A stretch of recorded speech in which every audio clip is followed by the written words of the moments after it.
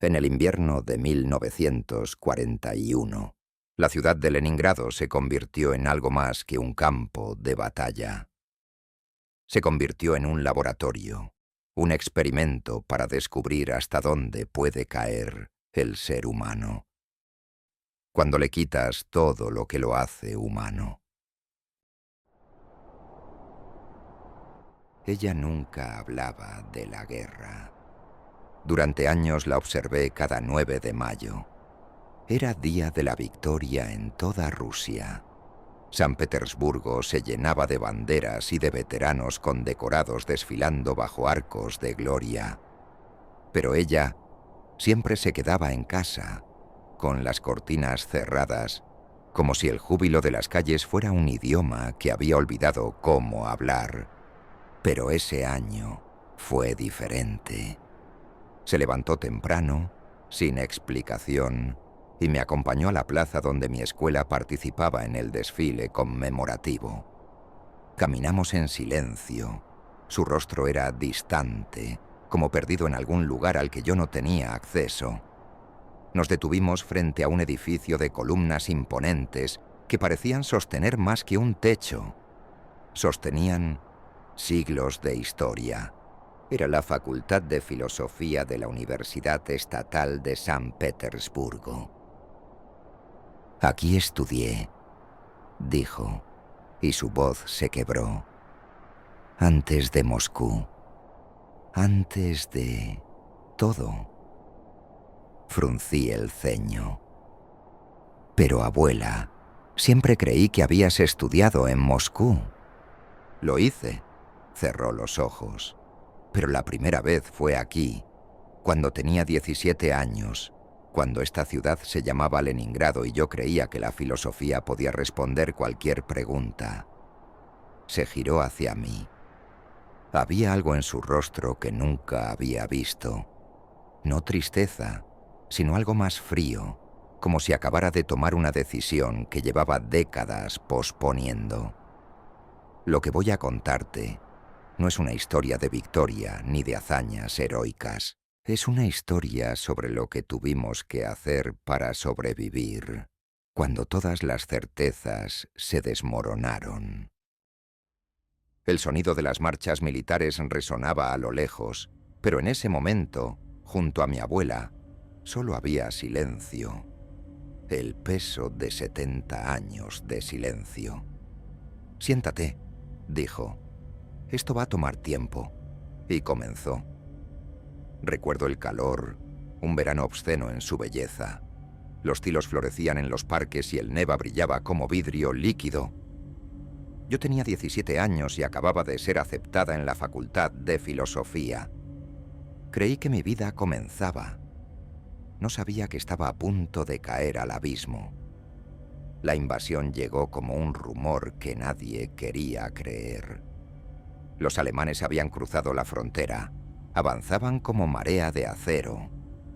En julio ya estaban a 200 kilómetros de Leningrado y podías sentirlo en el aire.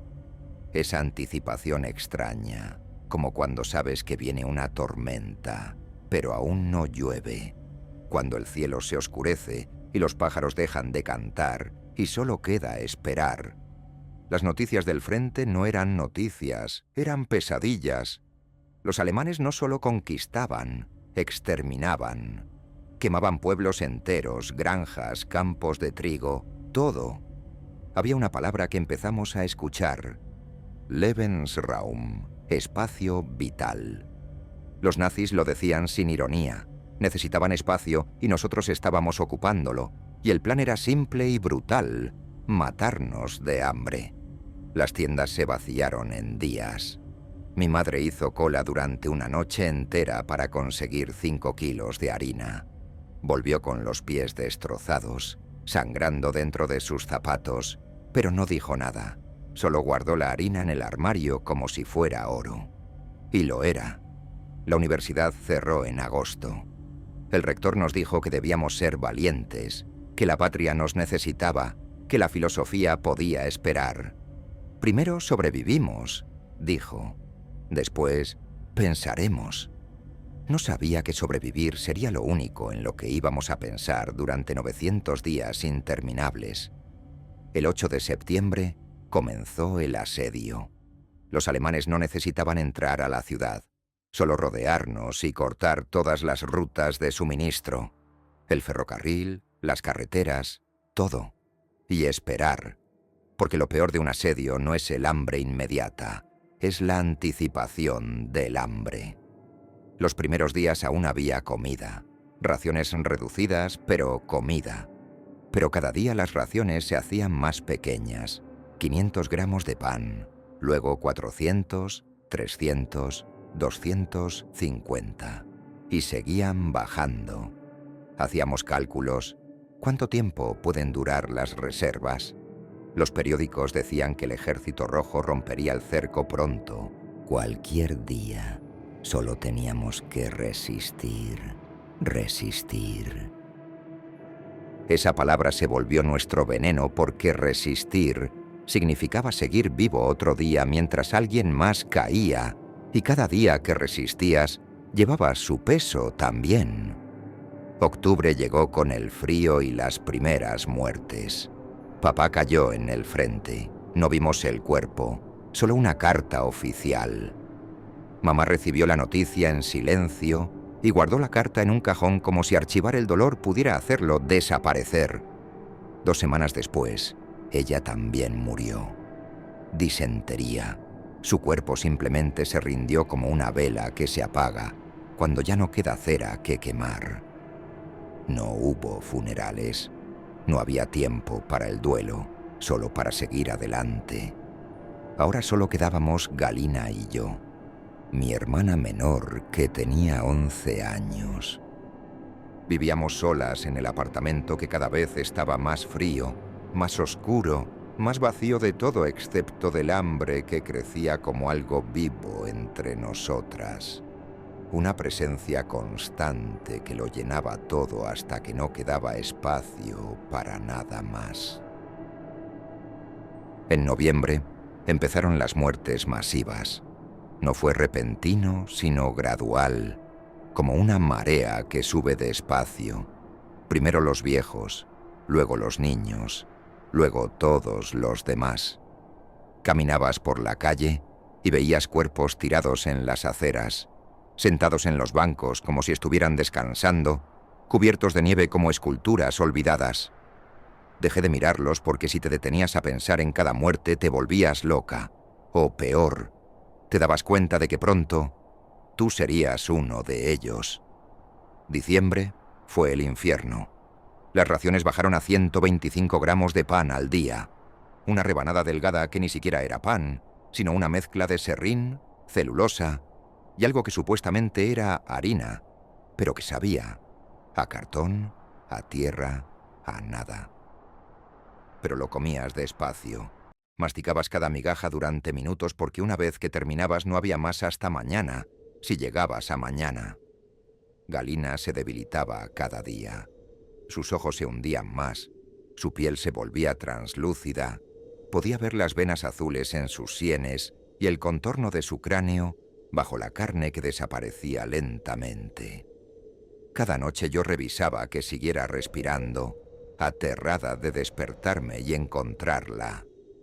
No podía terminar ese pensamiento. Tenía que mantenerla viva, costara lo que costara. Fue en una de esas noches de diciembre cuando conseguí un trozo de cuero de animal en el mercado. Un hombre me dijo que si lo hervías durante un rato, se ablandaba lo suficiente para masticarlo, que tenía proteína. Era lo único que teníamos, había que intentarlo. Esa noche puse el cuero en una olla con nieve derretida y lo hervimos usando páginas de libros como combustible y el olor que desprendía era químico, nauseabundo, a muerte y desesperación concentradas. Le di un trozo a Galina.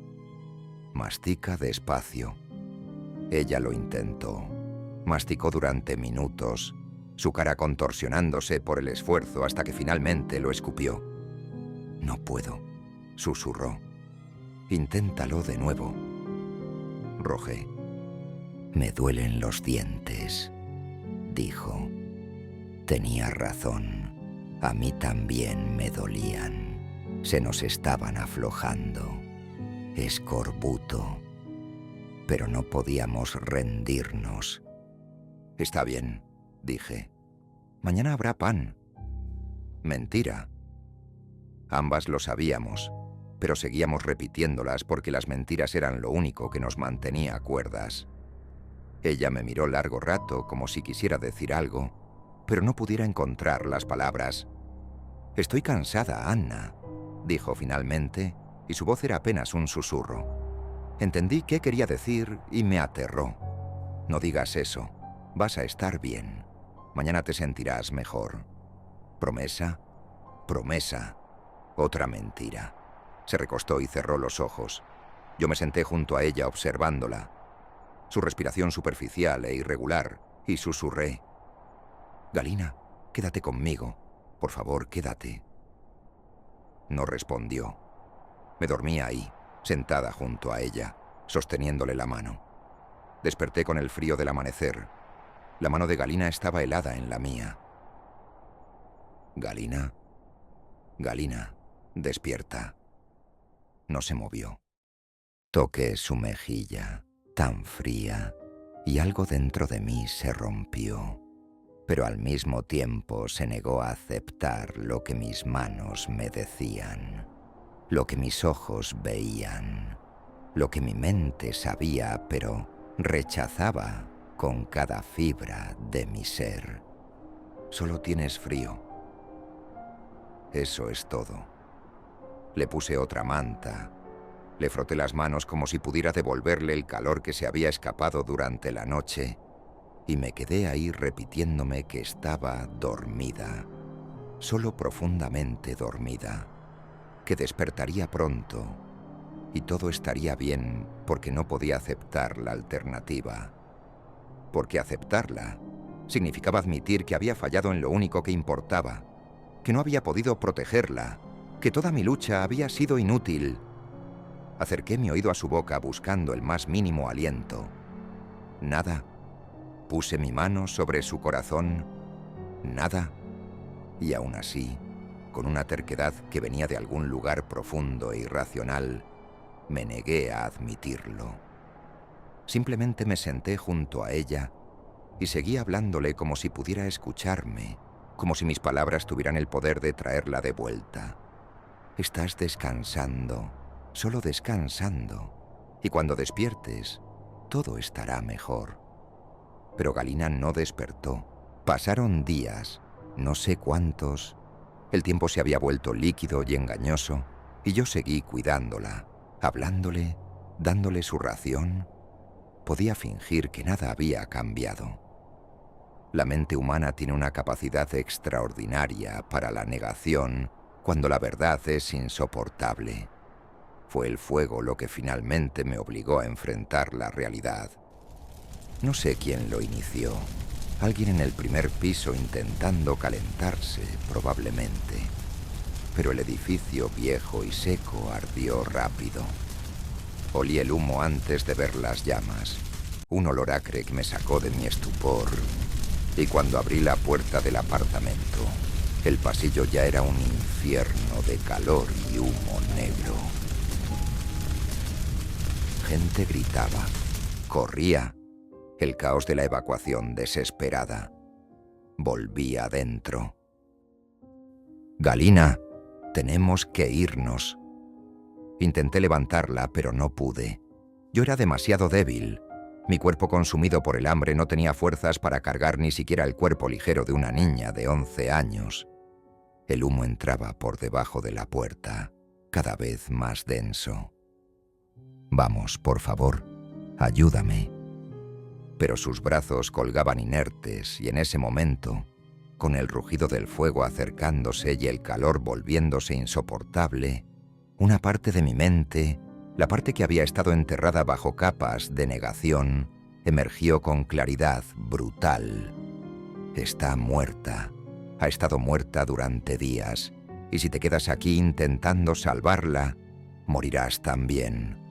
Y en ese momento, Tuve que tomar la decisión más imposible de mi vida, quedarme con ella y dejar que el fuego nos llevara a ambas, terminar con todo este sufrimiento, reunirme con Galina en donde sea que estuviera.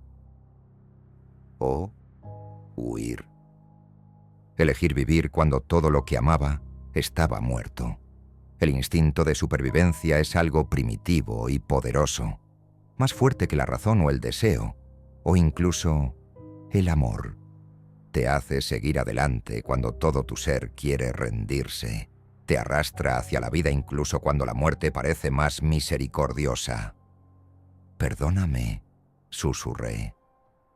«Galina, perdóname». Y corrí. Salí del apartamento, bajé las escaleras que ya empezaban a colapsar, atravesé el pasillo en llamas con los pulmones ardiendo y los ojos cegados por el humo y emergí a la calle donde el aire helado me golpeó como un puño. Detrás de mí, el edificio rugía, las llamas devorándolo todo.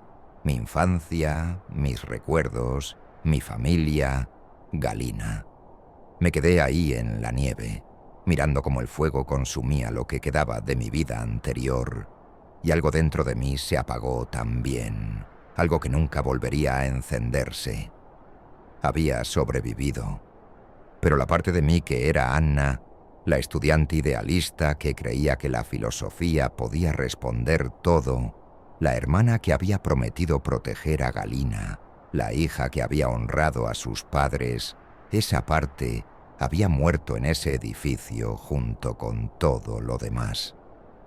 Lo que quedaba era solo un cuerpo que se negaba a dejar de respirar, que seguía adelante porque no sabía cómo detenerse, que caminaba por las ruinas de Leningrado sin rumbo ni propósito, excepto el siguiente paso, el siguiente segundo de existencia vacía. Y mientras caminaba alejándome del fuego, alejándome de Galina, alejándome de todo lo que había sido, una pregunta empezó a formarse en mi mente como humo oscuro. ¿Para qué sobreviví? ¿Para vagar por esta ciudad muerta como un fantasma entre fantasmas?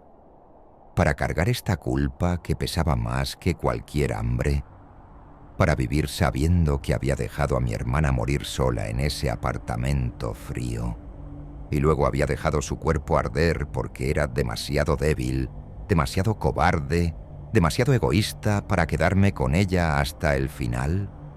No había respuesta. Solo había el frío y la nieve y las calles interminables de una ciudad que se moría lentamente.